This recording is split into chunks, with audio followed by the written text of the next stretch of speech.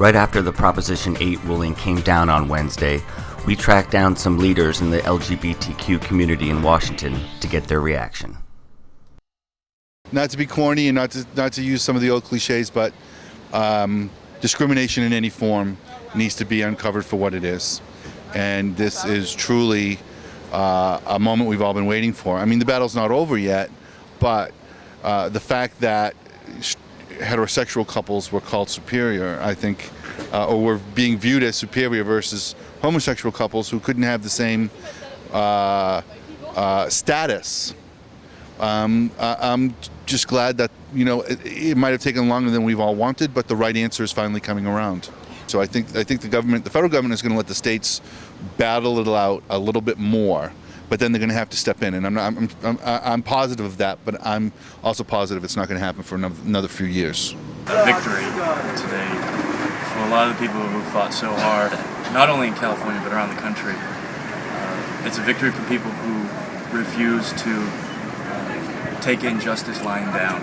See it eventually at the Supreme Court building, and we're going to continue supporting our fellow fighters for full equality, whether it's marriage or employment or service in the military. I think the ruling today and the decision by the judge was incredibly important. I mean, it spoke to so many of the ideals that we as a community have been putting forward for so many years now. He spoke to, the fact that sexual orientation is an immutable human characteristic. He spoke to the dignity and the strength of same-sex relationships. He talked about the degree to which we're committed to raising children in healthy households. But I think more important than anything else, he really brought home two of the fundamental points that we so often talk about in the fight for marriage equality, which is that the denial of marriage equality to our community is not just unconstitutional, it's harmful to same-sex couples and their children, and that to convey the right of marriage equality to same-sex couples does absolutely nothing, has absolutely no impact on the lives or the circumstances of heterosexual couples. It's most important to remember that as a community, we absolutely cannot step back from the many roads that we need to travel down in the course of trying to secure full marriage equality. So as we watch this case go forward, we have to remember that we still have opportunities to win marriage equality in states like New York by electing a pro-marriage legislature this November, in Minnesota by electing a pro-marriage governor. We still have a great deal of work to do in terms of moving the hearts and minds and the public opinion of the American people in the direction of marriage equality.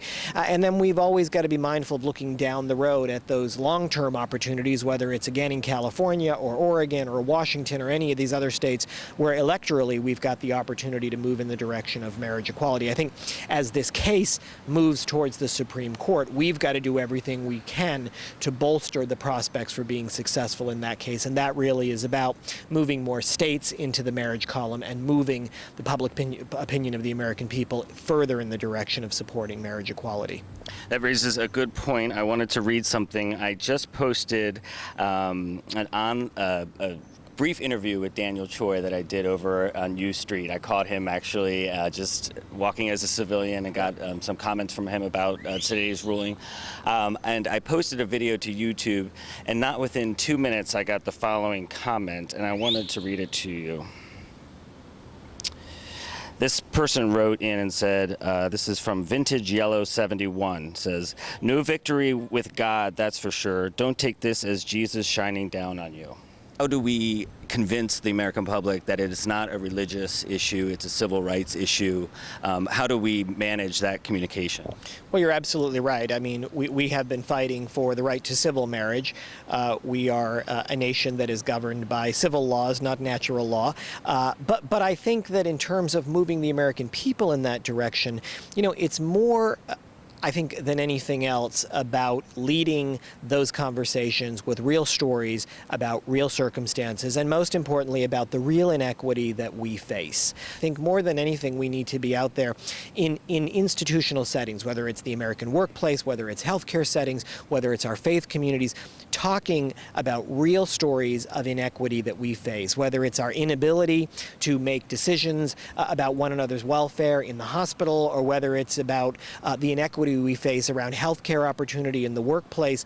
It is the real life stories and the real inequities that real people face that are going to not just sort of move people in the direction of supporting marriage equality, but really inspire those people in the middle who may be indifferent or not understanding the full weight of why marriage equality is so important, that we've also got to bring along.